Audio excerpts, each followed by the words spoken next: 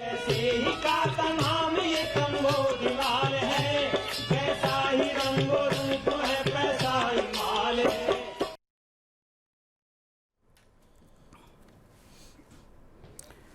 नमस्कार, मैं हूं शुभम शंकधर। आप देख रहे हैं मनी 9। स्वागत है आपका बजट सेंट्रल में। बजट सेंट्रल में स्वागत आज इसलिए क्योंकि आज शेयर बाजार बंद है, सरकार बंद है, आज गैजेटेड हॉलीडे है। आमतौर पर ऐसे दिनों पर हम मनी सेंट्रल नहीं करते हैं, खबरें लेकर नहीं आते हैं, उनका विश्लेषण नहीं करते हैं। लेकिन इन दिनों चर्चा में है बजट, तो सोचा गया कि क्यों ना आज बजट स्पेशल कर लिया जाए। बजट कैसा आ सकता है, बजट में क्या आना चाहिए, किसकी उम्मीद लग रही है, क्या चर्चा में है और क्या सरकार को दरअसल करना चाहिए, अभी ज़रूरत किस चीज़ की है। तो 5-6 बड़े मुद्दों पर आज हम बहस करेंगे, आज हम चर्चा करेंगे, आज हम अंशुमान जी से उनका विश्लेषण सुनेंगे, समझेंगे कि इस बजट को आप पढ़ें कैसे, इस बजट को आप समझें कैसे, इस बजट से आपको क्या मिला, आपकी जिंदगी पर, आपकी जेब पर क्या असर पड़ा, इसको आप जानें कैसे। और दरअसल इस बजट में सरकार को करना क्या चाहिए, आइडियली आदर्श परिस्थिति में करना क्या चाहिए। यह बजट एक मामले में और बड़ा खास है। करीब 10 साल के बाद देश में फिर से एक ऐसी सरकार बनी है जो गठबंधन की है, तो माना यह जा रहा है कि इसका असर भी इस बजट पर दिखेगा। तो इस बजट के आर्थिक मायने भी उतने ही जरूरी हैं जितने राजनीतिक मायने। तो चलिए अब एक एक कर हम गुत्थी पकड़ते हैं, समझते हैं और सुलझाते हैं आपके लिए बजट की ये पहेलियां। कैसे करेंगे हम इसकी शुरुआत, कैसे चर्चा करेंगे, वो मैं आपको डॉटेड पॉइंट्स में बता देता हूं। सबसे पहले हम सबसे बड़े मर्ज की बात करेंगे, जहां से दरअसल सारी कहानी शुरू होती है, तरक्की की, जीडीपी की, कमाई की, आय की, हर चीज की। वो क्या है? वो है कंजम्पशन, उपभोग। आम फहम की भाषा में समझिए तो हमारे आपका सामान खरीदना, गाड़ी खरीदना, मोबाइल खरीदना, बिस्किट, मंजन, साबुन खरीदना। जो कंजम्पशन है दरअसल वो इस समय किस स्थिति में है, बजट के बाद उसको बढ़ाने के लिए क्या किया जा सकता है। ये हुई बात पहली। ठीक है, हो गई पहली बात। दूसरी बात, कंजम्पशन नहीं बढ़ रहा इसलिए क्या टूटा है? कैपेक्स। उसकी स्थिति जानेंगे, समझेंगे। सरकारी कैपेक्स की क्या स्थिति है, प्राइवेट कैपेक्स की क्या स्थिति है, कंपनियां क्या नया निवेश नहीं कर रही हैं, क्यों नहीं कर रही हैं। आपको ध्यान होगा भी एक इकोनॉमिकम ने भी हमने चर्चा की थी कि प्रमोटर्स शेयर बेच रहे हैं, पैसा ला रहे हैं, लेकिन कैपेक्स नहीं कर रहे हैं, नया निवेश नहीं कर रहे हैं, नए फैक्ट्री नहीं लगा रहे हैं। तो दूसरी बात हम करेंगे कैपेक्स पर। ठीक है, कैपेक्स से जब हम आगे बढ़ेंगे, क्योंकि कैपेक्स कम हो रहा है तो नौकरियां भी नहीं मिल रही हैं। आंकड़े क्या कह रहे हैं नौकरियों के बाजार के। तीसरी चर्चा रोजगार पर होगी, क्या ये बजट वहां भी कुछ करेगा, कुछ कहेगा, ये समझेंगे। और रोजगार के बाद सबसे अंत में हम बात करेंगे, क्योंकि रोजगार की स्थिति बहुत अच्छी नहीं है, इसलिए बचत भी टूटी हुई है, आय घटी हुई है। तो अंत में सबसे अहम मुद्दा बचत का, जिस पर हमने अभी रिसेंटली एक इकोनॉमिकम किया, इसका लिंक भी आप इस 2-3 इकोनॉमिकम के लिंक आपको इस डिस्क्रिप्शन बॉक्स में मिलेंगे, जहां आज की चर्चा के बिंदु आप विस्तार से समझ सकते हैं। तो ठीक है, कंजम्पशन से कैपेक्स, कैपेक्स से हम जॉब और जॉब के बाद बात करेंगे चलते चलते आपकी बचत की, और फिर फाइनल एक सवाल कि ये बजट में आखिर आइडियली होना क्या चाहिए। तो सबसे पहले सर कंजम्पशन की बहुत स्वागत है आपका इस खास चर्चा में, इस खास कार्यक्रम में। पहला और सीधा सवाल, कंजम्पशन को लेकर अभी आपको मौजूदा तस्वीर सर कैसी दिख रही है? शुभम, मनी सेंट्रल के इस खास एपिसोड बजट सेंट्रल में आपका स्वागत है। बजट अब कुछ ही हफ्ते दूर है, अगर आप माने तो 3 दिन और इस सप्ताह के 2 दिन और उसके बाद अगले सप्ताह बजट आने वाला है। कई मायनों में इस बजट की भूमिका, संदर्भ महत्वपूर्ण है, जो समझना हमारे लिए ज़रूरी है, क्योंकि अभी से लेकर बजट की चर्चाएँ अब हमारे पास लगातार होती रहेंगी जो आने वाला बजट है। पहली चीज़ तो ये कि ये 10 साल बाद एक गठबंधन सरकार का बजट है जो हमारे सामने आ रहा है। दूसरा, एक अंतरिम बजट आ चुका है, ये मुख्य बजट आने वाला है, यानी अंतरिम बजट के काफ़ी सारे आंकड़े, दस्तावेज और प्रोजेक्शंस मौजूद हैं। तीसरा ये कि एक सरकार जो दोबारा सत्ता में लौटी है, वो इससे पहले आर्थिक सुधारों, आर्थिक विकास, सरकार के खर्च, सब्सिडी के स्तर पर बहुत कुछ कर चुकी थी। उसके बाद भी वो घटी हुई शक्ति के साथ, पूर्ण बहुमत ना हासिल करने के साथ सत्ता में आई और उसे गठबंधन की सरकार बनानी पड़ी। और चौथा महत्वपूर्ण बात कि गठबंधन की सरकार के साथ जो एलाइज हैं, उनकी अपनी मांगों का एजेंडा मेज पर रखा हुआ है। और पांचवी बात कि इस बजट के बाद अगले साल सरकार के पास कुछ बड़े खर्च और बड़ी चुनौतियां सामने आने वाली हैं और इस संदर्भ में इस बजट को देखना बेहद ज़रूरी है। मैं इस बजट के बारे में जब की तैयारियां कर रहा था और समझने की कोशिश कर रहा था तो मुझे एक पहले विश्व युद्ध की एक बेहद महत्वपूर्ण घटना याद आ गई। अक्सर क्या होता है शुभम कि कभी बहुत बड़े प्रयास भी जो बहुत मेहनत के साथ किए गए प्रयास भी होते हैं ना, वो बहुत कम नतीजे लेकर आते हैं और इतिहास हमें ये सिखाता और बताता है। और पहले विश्व युद्ध में एक युद्ध था, इस बजट को ऐसे देखना जरूरी है क्योंकि तब आपको समझ में आएगा इस बजट की पृष्ठभूमि क्या है। क्योंकि ये बजट भारतीय जनता पार्टी को 400 सीटों लाने की उम्मीद के पीछे खड़ा था। इस पिछले साल का बजट और इस साल का अंतरिम बजट इस तरह से लाया गया था कि भारतीय जनता पार्टी पूर्ण बहुमत में और 400 की तक सीटें लेकर आएगी। तो इतनी बड़े लक्ष्य के लिए अर्थव्यवस्था में जो भी अधिकतम किया जा सकता था वो किया जा चुका था पिछले एक साल के दौरान हर तरह से, और माना जा रहा था उसके नतीजे सामने आएंगे, लेकिन नतीजे उसके बिल्कुल विपरीत आए। और हमने अपने पिछले इकोनॉमिकम में बताया भी था कि भारतीय जनता पार्टी उन राज्यों में हार गई जिन राज्यों में सबसे ज़्यादा सब्सिडी खर्च की गई, जिन राज्यों में सबसे ज़्यादा मुफ्त अनाज बांटा गया, उन्हीं राज्यों में भारतीय जनता पार्टी को सीटें नहीं मिली। तो मुझे यहाँ पहले विश्व युद्ध की एक लड़ाई याद आ गई और वो पहले विश्व युद्ध के युद्ध में ये जो एक युद्ध था, एक लड़ाई थी, अपने आप में सबसे रोमांचक और सबसे लोमहर्षक लड़ाई थी। इसे बैटल ऑफ सोम कहते हैं। ये जर्मनी के पश्चिमी फ्रंट पर लड़ाई हुई थी 1 जुलाई से लेकर और 18 नवंबर के बीच में 1916 में। क्यों ये महत्वपूर्ण थी? क्योंकि ब्रिटेन के इतिहास की इसका सबसे दर्दनाक और सबसे लज्जित करने वाला पहलू है। यहाँ फ्रांस और ब्रिटेन की सेनाएं एक साथ जर्मनी से लड़ी थी। वो पहला ऐसा युद्ध था जहाँ ब्रिटेन और फ्रांस ने मिलकर अपनी अधिकतम ताकत झोंक दी थी। 2 दिन तक लगातार आर्टिलरी के फायर किए गए। बताया जाता है कि इस युद्ध में पहली बार टैंकों का इस्तेमाल किया गया। लेकिन जब ये युद्ध वास्तव में जब आर्टिलरी के फायर हटे और टैंकों की फायरिंग बंद हुई और जब ब्रिटिश और फ्रांस की सेना आगे बढ़ना शुरू किया, पहले दिन 57,000 ब्रिटिश सैनिक इसमें मारे गए। एक दिन के अंदर 57,000 ब्रिटिश सैनिक मारे गए। और इसके बाद ये 3-4 महीने लड़ाई चली। इस लड़ाई में दोनों तरफ से 1 मिलियन कैजुअलिटीज़ हुई। एक अकेली लड़ाई में 10 लाख लोग मारे गए। और आपको मालूम है इस लड़ाई का नतीजा कितना निकला? इससे मित्र सेनाओं को, जो एलाइड सेनाएं थी फ्रांस और ब्रिटेन की, उन्हें इस लड़ाई के बाद केवल, जो आंकड़े बताते हैं, 6 से 10 किलोमीटर गहरा एक हिस्सा कब्जे के लिए मिला। 10 लाख जाने, 3 महीने तक लड़ाई। ब्रिटेन के इतिहास की सबसे खराब बैटल थी और ब्रिटेन अपने इतिहास में इस लड़ाई का जिक्र कम करता है, पर इतिहास में दर्ज है कि पूरी ताकत के साथ किया गया युद्ध भी बेहद कमज़ोर नतीजे लेकर आया और इसकी लागत बहुत ज़्यादा थी।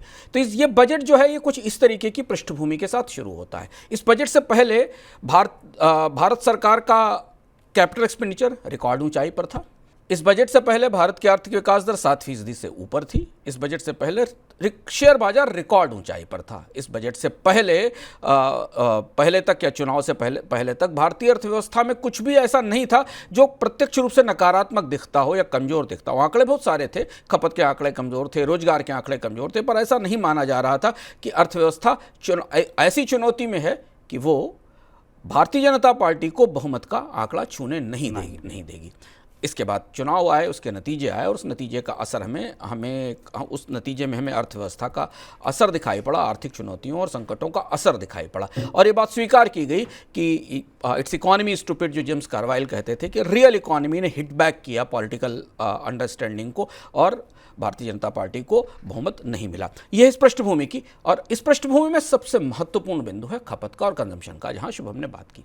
भारतीय अर्थव्यवस्था अपने मूल बुनियादी स्वभाव में लोगों की खपत की अर्थव्यवस्था है और इस समग्र अर्थव्यवस्था में भारत की अधिकांश मांग आम लोगों की खपत से आती है। पूरी जीडीपी में सरकार के खर्च का हिस्सा, जो कि रिकॉर्ड स्तर पर है 50 लाख करोड़ के आसपास है, सरकार के खर्च का हिस्सा फिर भी 15 से 20% से ज़्यादा नहीं होता। सरकार इतना पैसा नहीं अर्थव्यवस्था में डाल सकती कि इतनी बड़ी मशीन चल सके। आम लोगों की खपत, निजी निवेश इसके आधार पर चलता है। खपत की कहानी बेहद चिंताजनक है। हम यहाँ चार्ट देखते हैं तो हमें समझ में आएगा कि इस बजट की पृष्ठभूमि क्या है। इस बजट की पृष्ठभूमि में अगर आप इस चार्ट को ध्यान से देखें तो भारत में आम लोगों की खपत के या कंजम्पशन के हमें 4 अलग अलग साइकिल्स देखते हैं। 2003 से 2008, 2008 से 2014, 2014 से 2019 और 2019 से 2024 तक। 2008 से 2014 तक कंजम्पशन लगातार बढ़ता हुआ दिखाई देता है। 2003 से 8 के बीच में, 2008 के बाद इसमें थोड़ी सी गिरावट आती है और फिर एक बढ़ोतरी दिखती है। 2014 से भारत में कंजम्पशन में तेज गिरावट आना शुरू होती है और जब कोविड के बाद हम लौटते हैं तो एक के शेप की अर्थव्यवस्था बनकर चली दिखाई देती है। तो अब जब ये बजट आपके सामने खड़ा होगा तब आपको इस बात में जानकर आश्चर्य होगा कि भारत में कंजम्पशन की ग्रोथ रेट 4% है और पॉपुलेशन की ग्रोथ रेट 2% है। कई मामलों में तो व्यवहारिक रूप से कंजम्पशन की ग्रोथ रेट 2% है। यानी जिस गति से आपकी आबादी बढ़ रही है उस गति से भारत की खपत नहीं बढ़ रही है। यह सब तब इसके बाद है कि जब सरकार और बाकी निवेश की बड़ी बड़ी योजनाएं घोषित की गई। तो इस बजट की पहली पृष्ठभूमि यह है कि आम लोग खर्च ही नहीं कर रहे हैं। इसके पीछे इनकम में कमी है, इनकम में कमजोरी है, लेकिन वो खर्च नहीं कर रहे हैं, इसलिए कंपनियां भी खर्च नहीं कर रही हैं, इसलिए कंपनियां भी निवेश नहीं कर रही हैं। तो ये बजट कि जो सबसे बड़ा लक्ष्य होगा या जिसकी उम्मीद की जाएगी, वित्त मंत्री सच को स्वीकार करेंगे कि नहीं आंकड़े तो सरकार के ही हैं, कि भारतीय अर्थव्यवस्था में लोगों की खपत कैसे बढ़ाई जा सके, उन्हें ज़्यादा खर्च करने के लिए कैसे प्रेरित किया जा सके। असंख्य उदाहरण आपके सामने हैं। सस्ती कारें नहीं बिक रही, सस्ते मोबाइल नहीं बिक रहे, सस्ते मकान नहीं बिक रहे, जो कंपनियां हैं उनकी वॉल्यूम में ग्रोथ नहीं दिख रही। ये सब चर्चाएं आपके सामने। इस चार्ट को और देखिए, 2014 से 19 के बीच में हमने सबसे तेज गिरावट देखी और 2020 के बाद जब पेंटअप डिमांड सामने निकली तो हमारे सामने के शेप रिकवरी आ गई और भारत में एक बड़ा हिस्सा जिसकी खपत के बेस पर मांग बढ़ती थी वो गायब हो गया। और अब कंपनियों ने अपने पूरे उत्पाद के ढांचे को पिछले 1 साल में 1.5 साल में रिस्ट्रक्चर कर लिया है, प्रीमियम प्रोडक्ट्स की तरफ बढ़ रही हैं और कोशिश ये कर रही हैं कि कंजम्पशन को बचाने, घटे हुए कंजम्पशन के बीच में मार्जिन कैसे रोके जा सके, जिसको श्रिंक इन्फ्लेशन कहते हैं। यानी जब आप कंजम्पशन कम होने लगता है तो उत्पादों की कीमत बढ़ाकर आप मार्जिन्स बेटर करते हैं। और इसलिए हमने चाहे वो सर्विसेज हो, टेलीकॉम सर्विसेज, उनमें भी उनकी भी कीमतें बढ़ते देखी, उपभोक्ता उत्पादों की कीमतें बढ़ते देखी, सीमेंट की कीमतें बढ़ी, पेंट की कीमतें बढ़ी, जितने भी आम खपत के उत्पाद हैं उनकी कीमतें इसलिए बढ़ रही हैं क्योंकि उनकी खपत नहीं बढ़ रही। यह पहला लक्ष्य है या पहला महत्वपूर्ण परिदृश्य है, परिप्रेक्ष्य है, जो इस बजट के ऊपर जिसका साया इस बजट पर दिखाई देगा। सर, कंजम्पशन का एक हिस्सा, एक इम्पॉर्टेंट कारक या महत्वपूर्ण कारक जो है वो इन्फ्लेशन भी है। इन्फ्लेशन की क्या परिस्थिति बनती दिख रही है? ये बजट 1 साल में दोगुनी हो चुकी फूड इन्फ्लेशन की पृष्ठभूमि में आ रहा है। हमने आपको पता है कि अभी हाल में ही थोक महंगाई और खुदरा महंगाई के आंकड़े आए जो ये बता रहे हैं कि खाद्य महंगाई वापस अपनी नई रिकॉर्ड ऊंचाई की तरफ है और थोक वर्ग में भी खाद्य महंगाई करीब 11% के आसपास है। यहाँ सबसे बड़ी दिक्कत और चुनौती है कि भारत में खाद्य महंगाई उन क्षेत्रों से आ रही, उन उत्पादों से आ रही जिनमें हम आत्मनिर्भर हैं और इनका निर्यात भी हम रोक चुके हैं। चावल का निर्यात बंद है, गेहूं का निर्यात बंद है, इन दोनों में महंगाई है। दूध, मसाले, ये ऐसी चीज़ें हैं जो भारत में ही पैदा होती, इनमें बड़ी महंगाई है। ये खाद्य महंगाई खपत को कम करने में, खपत को निचोड़ने में और खपत का पर असर डालने में सबसे आगे है। सरकार के पास चुनाव आया और चला गया, महंगाई का समाधान नहीं मिला। रिजर्व बैंक पिछले 2 साल से ब्याज दरें महंगी करके कैपिटल की कॉस्ट बढ़ा रहा है इसलिए कि महंगाई पर नियंत्रण किया जा सके, पर महंगाई पर नियंत्रण नहीं हुआ। रिजर्व बैंक के बाजी हार रहा है। फिर रिजर्व बैंक ने कहा कि खाद्य महंगाई पर उसका नियंत्रण नहीं है। रिजर्व बैंक ने अपने एक पेपर में लिखा कि भारत की कोर महंगाई ही फूड इन्फ्लेशन हो गई है। हालांकि कोर इन्फ्लेशन में बाकी महंगाई को, खाद्य महंगाई को शामिल नहीं किया जाता। तो ये दूसरा महत्वपूर्ण विषय है। बजट इसमें कैसे इंटरवीन कर सकता है, वित्त मंत्री इसमें महंगाई कम करने के लिए क्या कर सकती हैं, ये हमें देखना होगा। एक और चीज़ समझना जरूरी है कि भारत में पिछले 1 साल के भीतर ग्रामीण क्षेत्रों में महंगाई की दर शहरी इलाकों से कई बार ज़्यादा रही है, खाद्य महंगाई की दर भी ज़्यादा रही। यानी ग्रामीण इलाकों में जो फूड सस्ता होना चाहिए वहाँ भी फूड की प्राइसेस बढ़ी हैं। दूसरी चीज़, तीसरा और जो बजट का परिप्रेक्ष्य तय करने वाली बात है महंगाई के संदर्भ में, जिसमें हम आगे भी बात करेंगे इनकम पर, कि फूड प्रोड्यूसर्स जो भारत में फूड पैदा कर रहे हैं उनकी इनकम लगातार गिर रही है। यानी अगर इन्फ्लेशन दिखती भी है हमें, अगर खाद्य महंगाई दिखती भी है, तो उससे किसानों की आय बढ़नी चाहिए, उससे फूड प्रोड्यूसर्स की आय बढ़नी चाहिए। तो रूरल एरिया में लगातार इनकम घट रही है और कंज्यूमर के स्तर पर खर्च ज़्यादा हो रहा है। ये खपत का पूरा परिदृश्य है। तो पहली चीज के शेप की रिकवरी, सस्ते सामानों की बिक्री नहीं। दूसरी चीज भारत की अधिसंख्य आबादी जितनी खपत करती थी उसकी मांग में कमी। तीसरी चीज कंपनियों की तरफ से कीमतों में बढ़ोतरी। और चौथा इसके ऊपर बैठी हुई फूड इन्फ्लेशन। अब इसके आगे बढ़ते हैं सर, कैपेक्स की बारी आती है। ठीक है, कंजम्पशन कमजोर है, प्राइवेट कंजम्पशन टूट रहा है, लेकिन कैपेक्स की अगर आप बात करें तो सरकार ने तो अपना कैपेक्स बढ़ाया है। प्राइवेट कंपनियां जो हैं वो तो थोड़ी यहाँ पर पिछड़ी हुई दिखी, भले उन्हें बहुत सारी राहत दी गई, लेकिन बड़ी बात यह है कि सरकार ने कंजम्पशन बढ़ाया, उसका भी कोई खास असर नहीं दिखा। ये बड़ी पहेली है और इस पहेली का जवाब हमें इस बजट से मिलेगा कि नहीं मिलेगा, हम आगे भी कभी जानने की कोशिश करेंगे।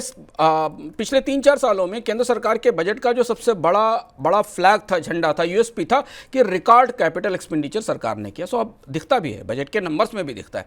पर अगर आप बाजार में पूछने जाए ना शुभम, तो सीमेंट की मांग में, स्टील की मांग में इस कैपेक्स का कोई असर नहीं दिखता। तो अगर सरकार इतना पैसा खर्च कर रही है, गवर्नमेंट अपना कैपेक्स डाल रही है, हम जैसे आंकड़े को देखें इसमें प्राइवेट और सरकारी कैपेक्स के चार्ट दिखाए गए हैं। अगर सरकार इतना कैपेक्स डाल रही है तो फिर परियोजनाएं इतनी पिछड़ी क्यों हैं, इतनी देरी से क्यों? अभी हमने हाल फिलहाल में एक सरकार का आंकड़ा आया था जो बताया था कि अधिकांश परियोजनाओं की कॉस्ट ओवररन है और अधिकांश परियोजनाएं टाइम से पीछे चल रही हैं। अगर सरकार ने इंफ्रास्ट्रक्चर में इतना निवेश किया है तो फिर रोजगार क्यों नहीं बन रहे? छोटी छोटी नौकरियों के लिए 10-10, 20-20 हज़ार, 25-25 हज़ार लोग जा रहे हैं। तो ये जो इंफ्रास्ट्रक्चर का कैपेक्स है, ये वास्तव में कैपेक्स हो भी रहा है कि इस कैपेक्स को कहीं दूसरी जगह ही ले जाया जा रहा है, ये अभी अपने आप में रहस्य है। लेकिन सरकार के कैपेक्स का आंकड़ा सेकेंडरी मार्केट के डिमांड डेटा से मैच नहीं करता। अगर सरकार इतना पैसा इंफ्रास्ट्रक्चर में डाल रही है तो सीमेंट और स्टील की मांग बढ़नी चाहिए थी, रोजगार बढ़ने चाहिए। तो सरकार का कैपेक्स पहली है। सरकार के कैपेक्स को लेकर तमाम तरीके के सवाल हैं कि वो पैसा जा ही नहीं रहा है, वो पैसा कहीं और लग रहा है, कहीं जा रहा है, ये स्पष्ट नहीं है। लेकिन उस कैपेक्स से डिमांड बढ़ती हमें नहीं दिखाई दी। दूसरा पहलू प्राइवेट इन्वेस्टमेंट का है, वहाँ बहुत ही विचित्र स्थिति है। आपको याद होगा वित्त मंत्री का वो स्टेटमेंट जो उन्होंने पिछले साल चुनाव से पहले झुंझलाते हुए कहा था कि भारत की निजी कंपनियों को और क्या चाहिए, निवेश चाहिए, सब कुछ तो दे दिया गया। वो सही थी। भारत में कॉर्पोरेट टैक्स की दर इनकम टैक्स की दर से कम हो गई। कोविड के दौरान सस्ता कर्ज दिलवाया गया, असंख्य तरीके की रियायतें दी गई। पर कंपनियां क्या कर रही हैं हम आपको इकोनॉमिक में बता चुके हैं। प्रमोटर शेयर बाजार में तेजी का फायदा उठाकर अपनी हिस्सेदारी बेच रहे हैं और उस पैसे को वापस कहीं दूसरी जगह निवेश में लगा रहे हैं। सबसे ताज़ा आंकड़ा यह है कि इस साल के पहले क्वार्टर में भारत में प्राइवेट इन्वेस्टमेंट 20 साल के लोएस्ट लेवल पर पहुंच गया, 20 साल के न्यूनतम स्तर पर पहुंच गया, केवल 44,000 करोड़ रुपए। और ये कैपेक्स का ट्रेंड है जो आपको दिखाई दे रहा है इस बजट की पृष्ठभूमि में। 2014 के बाद से भारत में कैपेक्स में कोई बढ़ोतरी नहीं हुई। 2021 से 2024 के बीच में जो प्राइवेट कैपेक्स बढ़ा था, जिसमें एक छोटा सा स्पाइक हमें दिखता है ना शुभम, वो दिखता है कोविड के बाद का। लेकिन उसके बाद फिर देखिए वापस कितनी तेजी से वो नीचे आया। और पहले क्वार्टर का जो आंकड़ा हमारे पास है उस हिसाब से 20 साल के लोएस्ट स्तर पर है। और इसमें भी केवल 44,000 करोड़ रुपए के फ्रेश आउटलेज अनाउंस किए हैं प्राइवेट सेक्टर ने अप्रैल से जून के बीच में 2024 में। और इसमें भी fresh private capital investment manufacturing में सबसे कम हुआ है। 40% का डिक्लाइन हमको दिखाई दिया है पिछले साल वित्त वर्ष के दौरान, FY 2024 के दौरान 40% का डिक्लाइन अकेले मैन्युफैक्चरिंग में दिखाई दिया है। तो सरकार की इन तमाम कोशिशों के बाद भी प्राइवेट पूंजी निवेश नहीं बढ़ रहा, जबकि कंपनियों का प्रॉफिट टू जीडीपी रेशियो, ध्यान रखना जरूरी, आंकड़ा बहुत महत्वपूर्ण है आपके लिए जानना, कि कंपनियों का प्रॉफिट टू जीडीपी रेशियो 15 साल की ऊंचाई पर है। कंपनियों के मुनाफे जीडीपी के अनुपात में 15 साल की ऊंचाई पर है, लेकिन उनका निवेश लगभग 20 साल के न्यूनतम स्तर पर है। तो कंपनियां बाजार में निवेश नहीं कर रही, बजट कैसे उनको निवेश के लिए तैयार करेगा, उन्हें कैसे सख्ती करेगा? क्योंकि उनके पास कैश सरप्लस पड़े हुए हैं, पीएसयूज के पास भी कैश सरप्लस है और प्राइवेट कंपनियों के पास भी कैश सरप्लस है, पर वो नया निवेश नहीं कर रही। कंपनियों से पूछिए, उनसे बात करने की कोशिश करिए, वो कहती डिमांड ही नहीं है बाजार में, ग्राहकी उपलब्ध नहीं है, धीमे धीमे बाजार सिकुड़ रहा है, उनकी कमाई जो है उस कमाई को वो दूसरी जगह निवेश में बाकी जगह इस्तेमाल कर रही। तो ये दूसरी बड़ी चुनौती है कि जो थमा हुआ कैपेक्स का, प्राइवेट कैपेक्स का पहिया है, उसे कैसे घुमाया जाए। क्योंकि सरकार अपना खर्च करते करते, जो भी सरकार ने खर्च किया वो खर्च करते करते इतना थक चुकी है कि राजकोषीय घाटा रिकॉर्ड ऊंचाई पर है, कर्ज सरकार का बढ़ा हुआ है। आने वाले 2 सालों में 3 सालों में, बल्कि अगले साल से ही सरकार को अपने खर्च को नियंत्रित करके सिकुड़ना होगा, क्योंकि कई बड़े खर्चे सामने खड़े हुए हैं, जिनमें पे कमीशन है जो अगले साल आएगा, जिसमें नए वित्त आयोग की रिपोर्ट है, जिसके बाद राज्यों की हिस्सेदारी में बढ़ोतरी होगी, और इन सारे अतिरिक्त खर्चों के लिए सरकार को बजट से जगह बनानी पड़ेगी। सर, क्या यही वजह है फिर रोजगार के बाजार का हाल फिर इसी से स्पष्ट हो जाता है? रोजगार के बाजार की तस्वीर आपके सामने, हमको चार्ट भी आपको दिखाते हैं। 2-3 महत्वपूर्ण बातें इस बजट के संदर्भ में समझना जरूरी है। बराबर सरकार की तरफ से दावा किया जा रहा है कि रोजगार बन रहे हैं, पर आप रोज सामने देख रहे हैं कि छोटी छोटी नौकरियों के लिए 10-10, 15-15 हज़ार लोगों की भीड़ मौजूद है। उसकी बड़ी वजह यह है कि ये बात सच है जो सरकार को स्वीकारनी पड़ेगी कि ये बजट भारत में रोजगारों की सबसे विकट परिस्थिति की पृष्ठभूमि में आ रहा है। आप ये जॉब एडिशन का आंकड़ा देखिए, सबसे ज़्यादा जो नॉन फार्म का एडिशन था जिसमें जो तेजी आई थी वो 2016 तक दिखाई दे रही थी। उसके बाद सबसे तेज डिक्लाइन हुआ है अर्बन एरिया में जॉब्स का, नॉन फार्म जॉब्स का। और ये डिक्लाइन या ये गिरावट कोविड के पहले से शुरू हो गई थी। कोविड के बाद रूरल एरिया में लोग काम करने ज़्यादा गए, और ये बड़ी सरप्राइजिंग बात है कि 2019 के बाद, एक चार्ट और है, 2019 के बाद भारत में अधिकांश नौकरियों के जो भी छोटे मोटे अवसर थे वो खेती से, एग्रीकल्चर इकोनॉमी से निकल कर आए। और चूंकि एग्रीकल्चर इकोनॉमी पर इतना ज़्यादा बोझ था शहरों से गए हुए लोगों का कि रूरल वेजेस की स्थिति आपको सामने दिखाई दे रही है। काम है नहीं गाँव में, ज़्यादा लोग मौजूद हैं, इसलिए रूरल वेजेस में तेज़ी से डिक्लाइन हुआ। और अर्बन इनकम में डिक्लाइन इसलिए हुआ क्योंकि ये अर्बन एरिया में जॉब्स और भी कम थे और नौकरियों में छटनी हुई, स्टार्टअप में छटनी हुई, मिडिल क्लास की इनकम गिरी। तो ये जो दोनों हिस्से थे इनकम के, कमाई के, उनमें गिरावट हुई। इसकी वजह से लेबर मार्केट में जो जॉब मांगने वाले थे उनकी संख्या तेजी से बढ़ी, और उसका असर है कि रोजगारों की कमी के तौर पर हमें दिखाई दे रहा है। कैपेक्स नहीं होने के कारण सरकारी कैपेक्स से नौकरियां नहीं आई और प्राइवेट कैपेक्स नहीं था, इसलिए रोजगारों की समस्या इस समय सबसे बड़ी चुनौती दिख रही है। एक आंकड़ा और इस मामले में ध्यान रखना जरूरी, जो अभी हाल में आया था, भारत का सबसे बड़ा एम्प्लॉयर इनफॉर्मल सेक्टर है। 2022-23 का जो लेटेस्ट एनुअल इंडस्ट्री सर्वे आया था इनकॉर्पोरेटेड एंटरप्राइजेस का, जो कि सरकार का सांख्यिकी विभाग जारी करता है, उसने बताया कि भारत के जितने भी बड़े राज्य हैं, गुजरात, हरियाणा, कर्नाटक, केरल, मध्य प्रदेश, तमिलनाडु, उत्तर प्रदेश और पश्चिम बंगाल, इन सब जगह इनफॉर्मल इकाइयों में नौकरियों में तेज गिरावट आई है और नौकरियां बंद हुई हैं। इनफॉर्मल सेक्टर्स के वर्कर्स की संख्या तेजी से गिरी। अब ये जो इनफॉर्मल सेक्टर के वर्कर्स थे ये भी निकलकर गांव ही वापस पहुंचे, और इसलिए रूरल एरिया में मनरेगा की डिमांड रिकॉर्ड ऊंचाई पर बनी हुई है। भारतीय अर्थव्यवस्था कोविड से उबरकर 7% की विकास दर पर आ गई। आज तालियां बजी जब ये कहा लोगों ने कि भारतीय अर्थव्यवस्था और चीन की अर्थव्यवस्था दुनिया की आर्थिक विकास दर में सबसे बड़ा हिस्सा निभाएगी, जैसा IMF ने अपनी ताजी रिपोर्ट में कहा। पर 7% से दौड़ती अर्थव्यवस्था में मनरेगा का बजट 3-3 महीने में 40% खत्म हो रहा है। तो रूरल एरिया में जॉब्स का प्रेशर है, और इस पृष्ठभूमि में ये बजट आएगा कि उसे जॉब के लिए अब कुछ ये क्विक फिक्स सोल्यूशन से या बैंडेड काम नहीं चलेगा। नौकरियों के लिए, रोजगारों के लिए कुछ ना कुछ बड़ा करना पड़ेगा, क्योंकि साइकिल यहाँ से भी टूटा है। नौकरियाँ नहीं है, कमाई नहीं है तो खपत नहीं, और खपत नहीं है तो डिमांड नहीं है। तो ये अब पहिया कौन घुमाए? रोजगार से पहिया घूमे, पहले प्राइवेट सेक्टर पैसा डालकर रोजगार लेकर आए, या पहले लोग खपत करना शुरू करें और उसके बाद फिर प्राइवेट सेक्टर निवेश करे? हम इस पहेली में उलझे हुए हैं। ये वो फेर है कि ये इस पहिए को दोबारा घुमाने की कोशिश कहाँ से की जाएगी। सर, अब क्योंकि रोजगार की स्थिति इस तरह से है, यही कारण है कि लोगों को अपनी बचत तोड़नी पड़ रही है, क्योंकि आय उतनी नहीं है, महंगाई है, खर्चे बढ़ रहे हैं, और बचत का ये हाल इसीलिए है। रिकॉर्ड गिरावट है बचत में। बचत पर हमने पूरा इकोनॉमिकम किया था, उसका भी लिंक आपको हम दे देंगे। भारत में अब पहली बार ऐसा हुआ है जब परिवारों की शुद्ध बचतें उनके शुद्ध कर्ज से कम हो गई हैं। औसतन भारत के परिवारों में एक घरों में 3 तक कर्ज हैं, personal loan, credit card loan और एजुकेशन लोन। ये रिजर्व बैंक की ताजी रिपोर्ट में बताया गया। इसकी वजह यह है कि पर कैपिटा इनकम में तेज डिक्लाइन हुआ है। एक आंकड़ा महत्वपूर्ण है, 2019 के बाद जिन 12 राज्यों में प्रति व्यक्ति आय कम हुई, उनमें 9 राज्यों में भारतीय जनता पार्टी के वोट शेयर में कमी आई।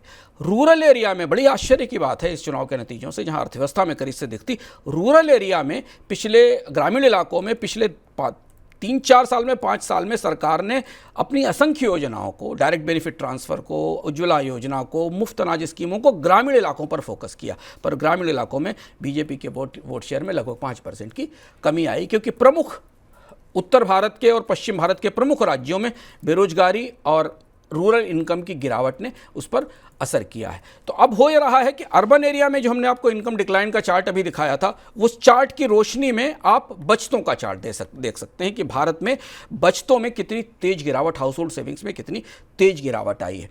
और ये हाउस होल्ड सेविंग्स ये अर्बन इनकम की ग्रोथ का चार्ट है जो हमें दिखाई दे रहा है। और 2022 के बाद जो हमें बढ़ोतरी दिख रही है वो दरअसल के शेप रिकवरी के कारण जो के शेप रिकवरी में आ रही। इसके साथ एक चार्ट हम और देखते हैं जो भारत में हाउस होल्ड सेविंग्स और हाउस होल्ड डेट का है। हुआ ये कि दरअसल 2019 के बाद हाउस होल्ड लेवरेज या कर्ज रिकॉर्ड ऊंचाई पर पहुंचा। 2014 से 2018 और 2020 की जो ग्रीन लाइन है और जो आपको बीच में चार्ट दिख रहा है, इसे ध्यान से देखिए। आरबीआई यही बात कह रहा है और आरबीआई ने इसीलिए अनसिक्योर्ड लोन पर सख्ती शुरू की, क्योंकि उसे दिख रहा था कि अधिकांश लोगों को ये पता ही नहीं है और चूंकि उनके पास बचतें और इनकम नहीं है तो वो बाजार से और क्रेडिट कार्ड पर ऊंचा कर्ज ले रहे हैं और यहाँ डिफ़ॉल्ट बढ़ने की संभावना। ये माना जा रहा है बाजार में कि अगले 1 साल 2 साल के अंदर भारत में पर्सनल लोन में सबसे ज़्यादा एनपीएस क्रिएट होंगे और बैंकों को इसकी तैयारी करनी होगी। बचतें टूटना किसी भी अर्थव्यवस्था के लिए सबसे खराब है। अब आज की स्थिति है कि भारत में केंद्र और राज्य सरकार का जितना राजकोषीय घाटा है, भारत की शुद्ध बचतें सिस्टम में उतनी नहीं है। और इसलिए सरकार को अब विदेशी निवेशकों को अपने बॉन्ड बेचने पड़ रहे हैं और जो विदेशी निवेशक बॉन्ड में निवेश कर रहे हैं। तो तीसरी जो सबसे बड़ी चुनौती या चौथी सबसे बड़ी चुनौती होगी वित्त मंत्री के लिए कि ये बचत की जो पूरी मशीन रुक गई है, इसे कैसे सक्रिय किया जाए, इसे कैसे आगे बढ़ाया जाए। तो सर फाइनली हमने सारे मोर्चों पर बात कर ली जो प्रमुख हैं जिनकी पृष्ठभूमि पर बजट आ रहा है। आपके हिसाब से कोई 2 या 3 चीज़ें जो इस बजट में कम से कम होनी ही चाहिए? देखिए, हो क्या सकता है और होना क्या चाहिए, इन दोनों में फ़र्क है। होना क्या चाहिए पहले हम आपको ये बताते हैं। हो सकता है वित्त मंत्री इस तरफ विचार कर रही हूँ, दिशा देख रही हूँ। सबसे महत्वपूर्ण चीज़ जो इस बजट में होनी चाहिए, जो सरकार को करने की ज़रूरत है, वो भारत में मिनिमम वेजेस को बढ़ाने की घोषणा होना अब अनिवार्य रूप से ज़रूरी है और उसका इन्फ्लेशन के साथ इंडेक्सेशन ज़रूरी है। ये हम ऐसा इसलिए नहीं कह रहे हैं क्योंकि अभी 2-3 महीने पहले, 4 महीने पहले इस बात पर चर्चा भी नीति आयोग में शुरू हुई थी। इससे पहले भी चर्चा बराबर की जा रही है। जब तक भारत में मिनिमम वेजेस के लेवल ऊपर नहीं किए जाएंगे, लोगों की ज़िंदगी बेहतर नहीं होगी और खपत नहीं आएगी।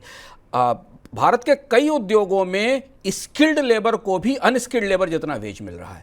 और ये बात कहकर हमें पता है कि हम एक पेंडोरास बॉक्स खोल रहे हैं। इंडस्ट्री तुरंत चिल्लाएगी, उद्योग तत्काल कहेंगे साहब इतना पैसा वेजेस की कास्ट का ज़्यादा है। यहाँ बड़े मजबूत आंकड़े हैं। अगर आप पिछले 3 साल 4 साल के आंकड़े देखें, अगर आप इकोनॉमिक और मनी 9 के शोज़ देखते हैं तो वहाँ आपको ये सूचनाएं मिल जाएंगी। पिछले 3-4 साल में भारतीय कॉर्पोरेट का वेजेस एक्सपेंडिचर रिड्यूस हुआ है। भारतीय कॉर्पोरेट्स का जो खर्च है कर्मचारियों पर वेजेस में वो रिड्यूस हुआ है। उनके प्रॉफिट मार्जिन्स अप हुए हैं और उसके साथ उन्होंने अपने प्राइसेस भी बढ़ाए हैं।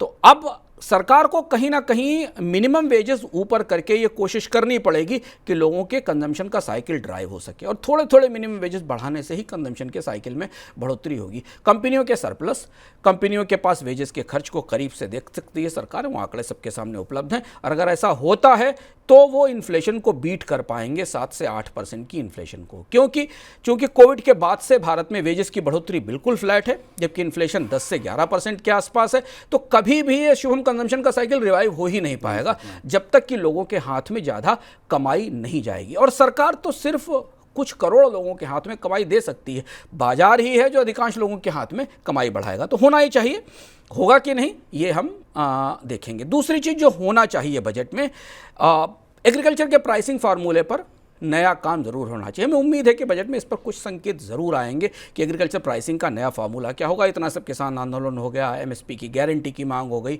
सरकार की तरफ से ये भी संकेत दिए गए कि दलहन तिलहन को वो पूरे सारे उत्पादन को एमएसपी पर खरीदेगी। लेकिन एग्रीकल्चर प्राइसिंग के फार्मूले पर ध्यान देना ज़रूरी है, क्योंकि एग्रीकल्चर की प्राइसिंग के आधार पर किसानों की आय नहीं बढ़ रही और इसीलिए रूरल एरिया में खपत नहीं बढ़ रही और इसीलिए रूरल एरिया में कंपनियां अब नया निवेश करने को तैयार नहीं हैं और नए जॉब्स नहीं आ रहे हैं। तो एग्रीकल्चर प्राइसिंग के फार्मूले को ये देखना होगा कि कंज्यूमर साइड से और प्रोड्यूसर साइड से इसके बीच में नए तरीके के बैलेंस की ज़रूरत है। सरकार चुनकर आ गई, उसके पास समय है, वो जांच करे, बिठाए, समितियां बनाए और नया एग्रीकल्चर प्राइसिंग फार्मूला बनाया जाए।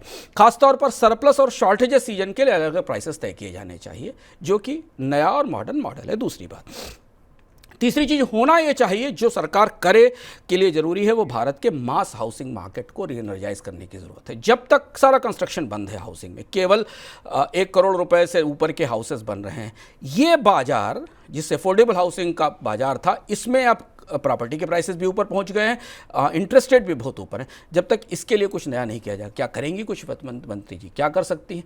कर सकती हैं अफोर्डेबल हाउसिंग के लिए जीएसटी काट सकती हैं, लोगों को सेविंग्स के में हाउसिंग लोन पर रियायतें बढ़ा सकती हैं, खासतौर पर जो फ्लैट्स की प्राइसेस और कॉस्ट है उसे कम करने के लिए इंटरवीन कर सकती हैं, ताकि लोग फिर से वापस मकान खरीदने की तरफ आगे जा सकें।